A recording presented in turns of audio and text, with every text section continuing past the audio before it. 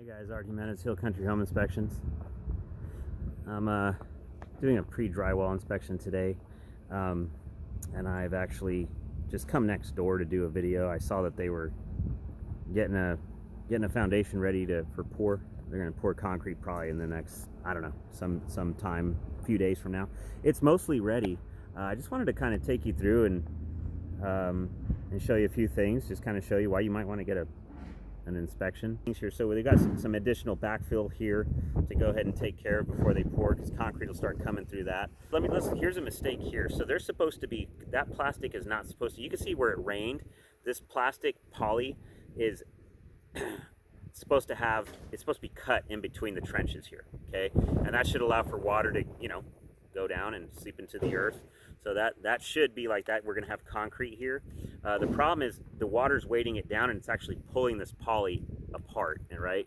So you can see where there's seams, and I'll show you, if you can see over there.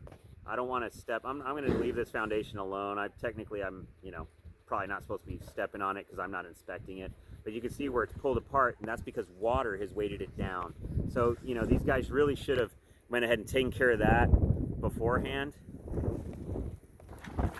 Pretty minor issue, but we've got an upside down chair here. These chairs, we call them chairs, they're supposed to be spaced out at certain distances to hold up these post-tension cables. Concrete needs to go under that, and they're kind of spaced out. I think it's like 2 inches or something like that. So you do need to have them every so often. At every intersection they're supposed to be there. You can see there's a few places where they're not, so that's a deficiency.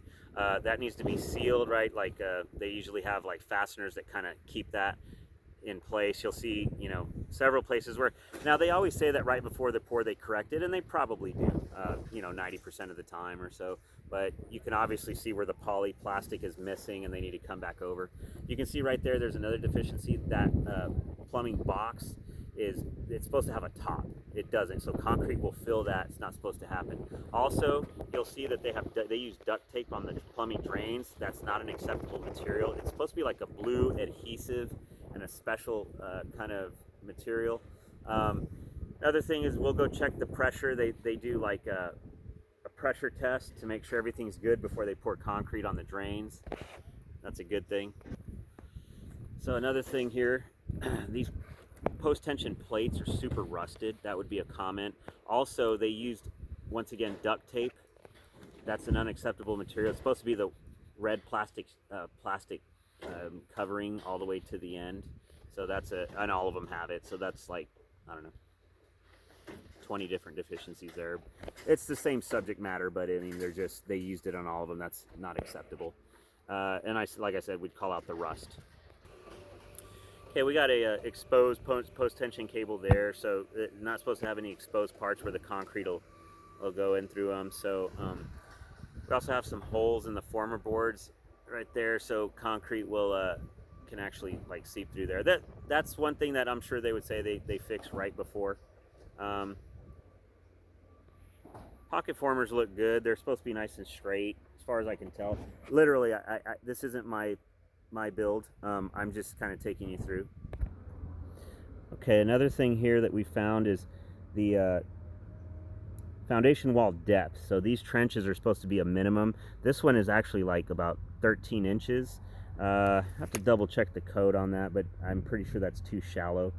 We do have some of these post-tension plates that are angled kind of funny. They're supposed to be like kind of straight up and down. Not too many, I just see a couple. Also, let's see, what was another thing that I had just caught? Caught a loose support.